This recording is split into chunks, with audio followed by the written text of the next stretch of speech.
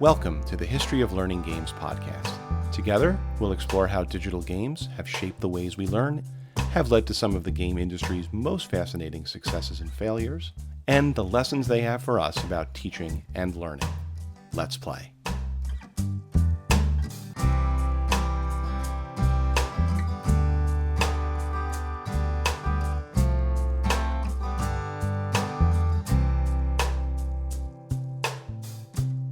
The first learning game I worked on professionally back in 2008 was called GameStar Mechanic.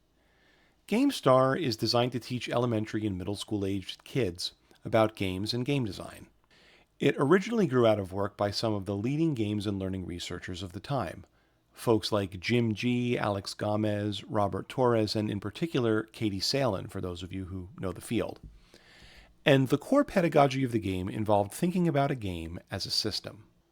I was fortunate to get to work on GameStar as my first commercial game project for many reasons, but especially because the idea of thinking about a game as a system, and the particular framework GameStar used for doing so, turned out to be a really useful lens for someone new to the industry.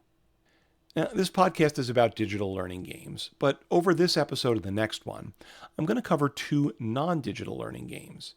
In fact, two non-digital educational games in the sense of being designed for educational purposes, as I discussed in episode 1. I want to do this because I think as learning games, each of these games is interesting in its own right, as is the contrast between them. But I also want to use these two games as a way of introducing the games as a system perspective, plus a few other concepts I'll be referring to throughout the series as we deconstruct and analyze digital learning games. In my experience teaching game design, I found that introducing these concepts in real-world games rather than video games made things clearer, so I figured that's what I'd do on the podcast too. By the way, I had originally planned on covering these two games in a single episode, but I decided it was better to stick with the one game per episode approach I have planned for the rest of the series. Plus, the podcast gods tell me shorter episodes are better. On deck this time is a game I mentioned in passing in episode 1. Snakes and Ladders, or as it's more commonly known in America from the version Milton Bradley first released in 1943, Chutes and Ladders. I guess we're not as keen on snakes here in the States as our friends across the pond. I'm betting most of you know this game, but in case you don't, I'll provide a quick overview. Snakes and Ladders is a board game for 2 to 4 players. The game board consists of a fixed track of 100 spaces, with the starting space at the bottom of the board and the finish at the top. When her turn comes around, a player rolls a 6-sided die and then moves her piece that many spaces forward along the fixed path towards the goal. But the game board also features the snakes or chutes and ladders that give the game its name. The chutes and ladders provide shortcuts along the path, allowing the player to skip over some number of spaces depending on the length of the chute or ladder. If a player finishes her turn on the bottom end of a ladder, she automatically advances to the top, skipping over the spaces in between and getting that much closer to the goal. If she finishes her turn at the top of a chute, she automatically slides backward to an earlier point along the path, skipping over the spaces in between and getting farther from the goal. Under ordinary rules, if a player rolls a 6, she completes her turn and rolls again. At the end of a turn, play passes to the next player, and the first player to reach the final space on the path wins. Even if you know Snakes and Ladders, you might have been surprised to hear that it's an educational game. But it turns out that Snakes and Ladders originated as an educational game in India, where it was known as Moksha Patam. We're not quite sure how old Moksha Patam is because the game boards were traditionally made of decorated cloth, so we only have surviving examples from the 17th century onward. What we do know is that Moksha Patam developed as a sort of educational allegory rooted in Hindu philosophy. The fixed path players move along is meant to represent the karmic journey. The ladders represent traditional virtues like humility and generosity, while the snakes or chutes represent vices like anger and lust.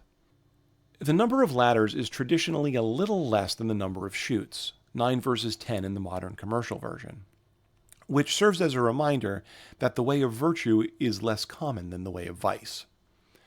The game is meant to teach an object lesson.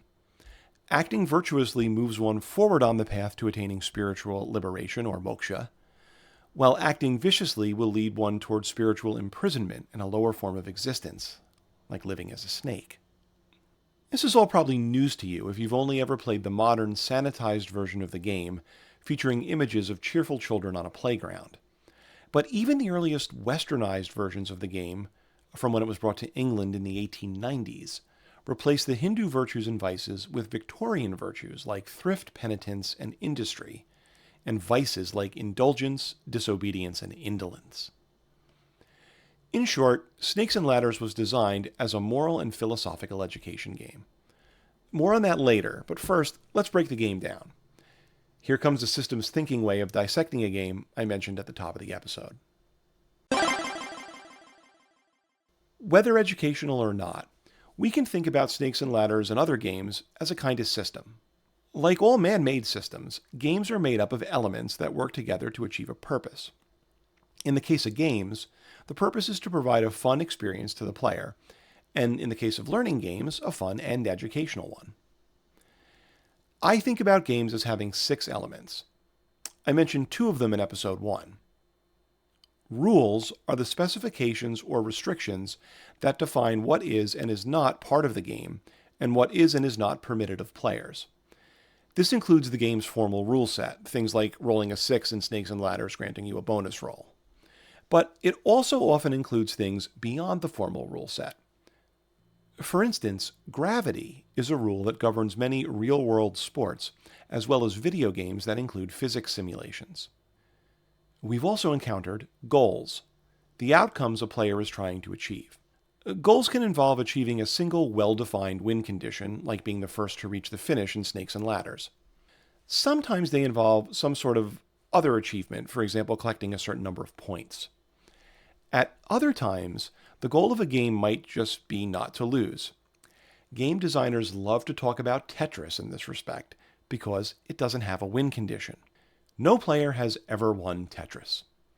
Every Tetris game ever played has resulted either in a loss or the player abandoning the game. Part of what makes games enjoyable is that achieving the goals is non-trivial.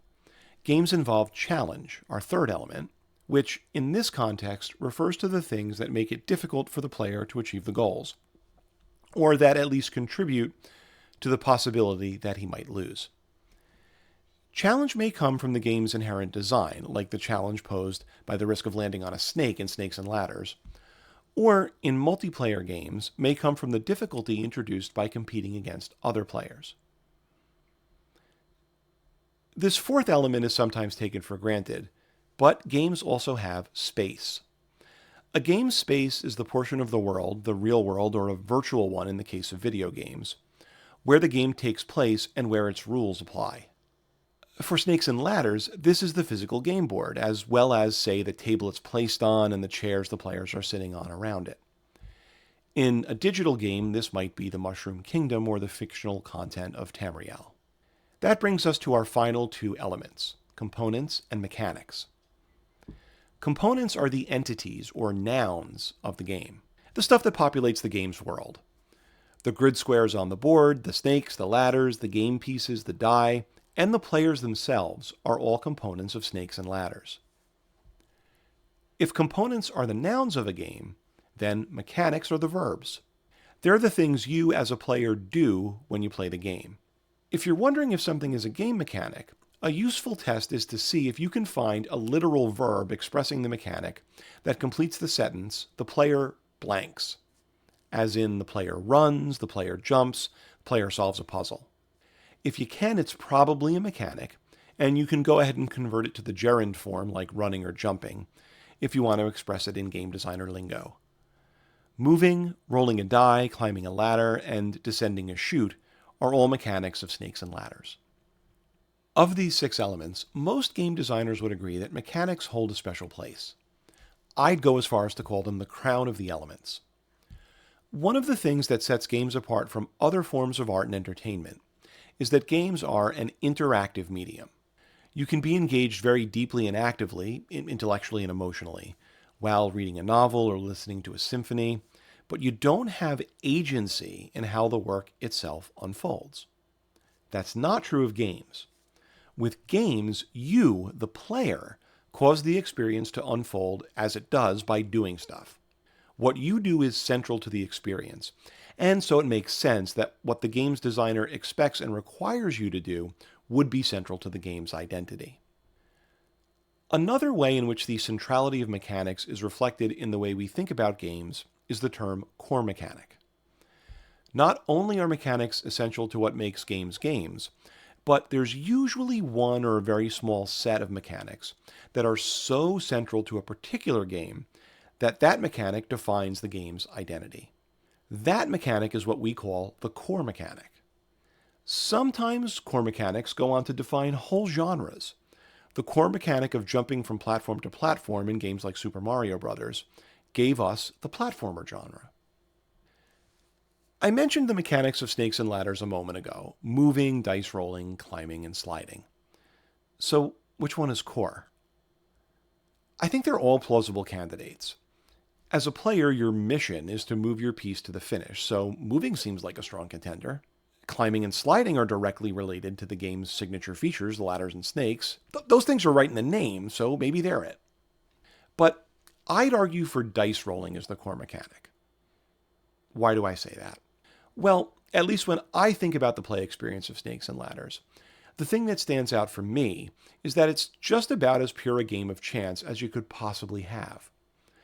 The player's actions and the game's outcome are completely determined by the rule set, the fixed linear layout of the game board, and the random outcomes of the dice rolls.